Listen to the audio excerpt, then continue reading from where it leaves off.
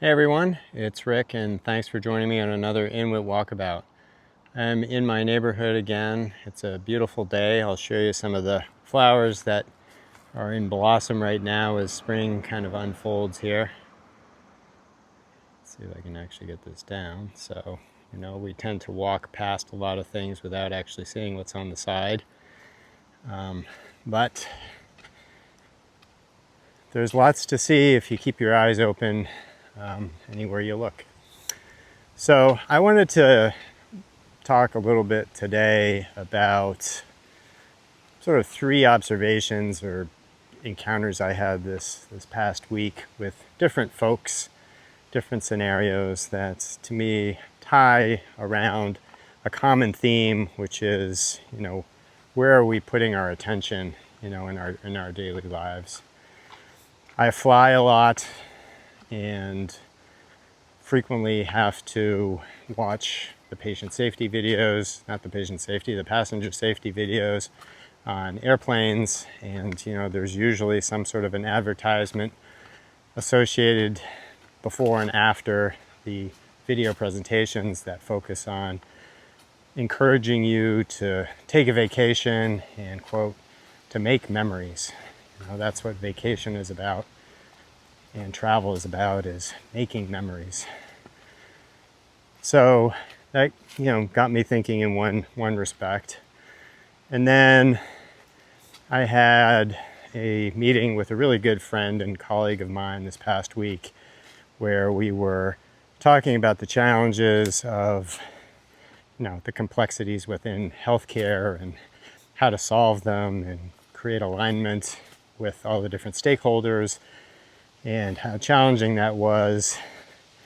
And the conversation ultimately started to focus on human dynamics, conflict, and why it's so difficult for people to work together and get along. And he's an avid reader, and on his table had multiple books that were about leadership and self-improvement and, all of those typical themes that leaders and probably a lot of people pull, with a lot of, post-it notes to highlight particular pages that had quotes or thoughts, theories that resonated with him. And he would sort of continually point them out to me and, ask me whether I'd read the book. And most of the time I would say, no, I haven't read the book. And there would always be this somewhat look of disbelief, as in, how can you not have read this? But it is what it is, and it, didn't deter from the conversation. Just kind of interesting commentary.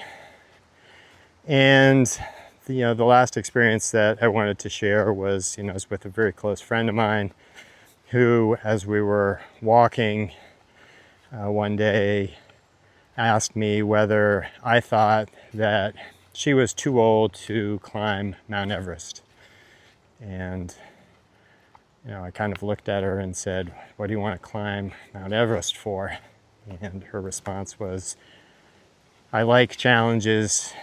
I need something to, stretch my objectives.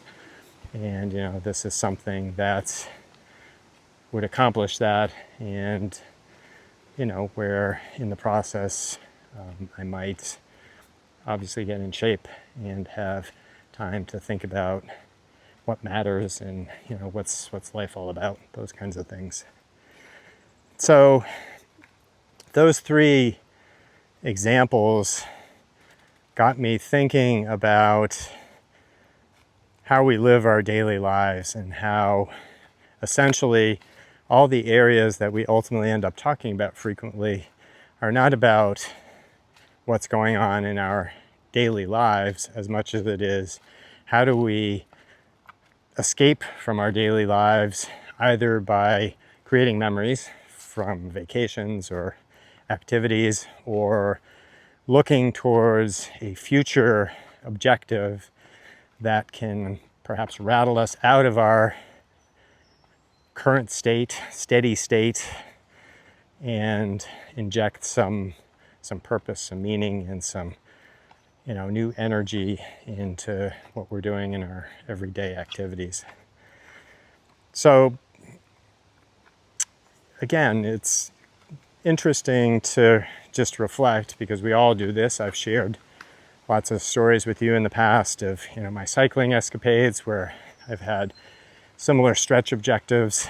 And I think what's interesting to watch and to observe in these different domains of either being in the past with memories or looking at the future with ideas or stretch objectives, is that none of that actually has action associated with it in the moment.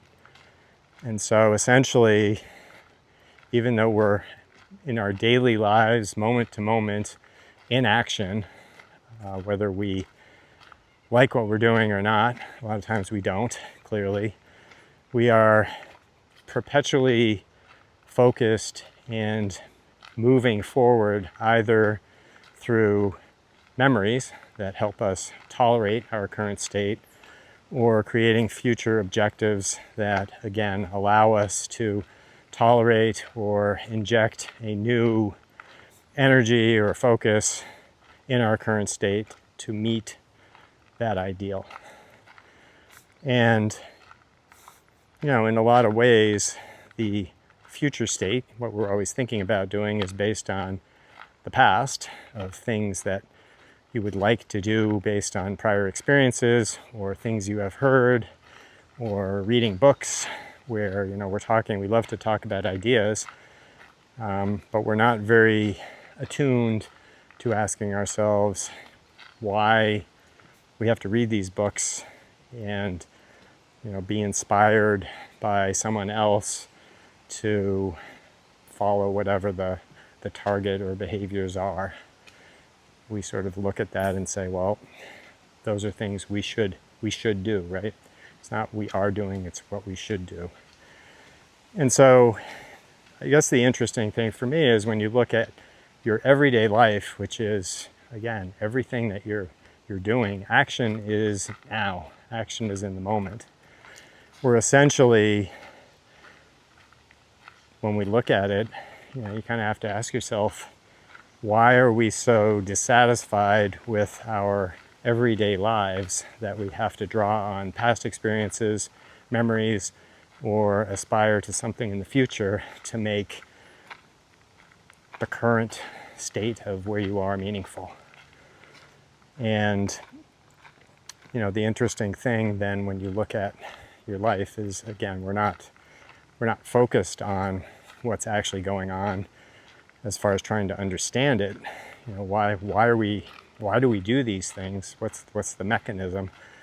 As much as we're looking to just get out and basically say everyone is like this. We're all aspiring to something or reflecting from the past and defining what we did as some sort of a value proposition for who we are and how we fit in society. And when you look at your future endeavors, your stretch targets, whether it's me riding my bike or somebody ultimately climbing Mount Everest, at the end of the day, you really look at it and say, even if you climbed Mount Everest or accomplished some of these bike rides that I did, are you actually enjoying the activity itself of the climb or the ride? Or is it, again, sort of that fallback that the airlines say of making memories? Now I can talk about it. Now I can say I did it. And now I have a story to tell and to reminisce for all of the hardship and whatever it took that I had to force myself to do in order to achieve that. So, again, it's one of those things where everything is fragmented, and really our daily lives are contingent and dependent on other things other than where we actually are. And there's no what should I do, no solution here, because that's what the books try to accomplish, and that's what all these activities that I just described try to accomplish.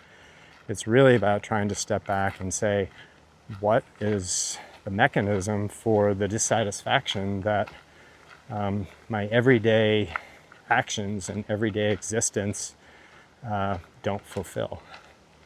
And perhaps some of that is the fragmentation that we're just naturally in, coming back to the mechanism of thought of what we think is and what we think should be, is we create all these fragments that misalign, and ultimately we get trapped anywhere but current state and where we actually are.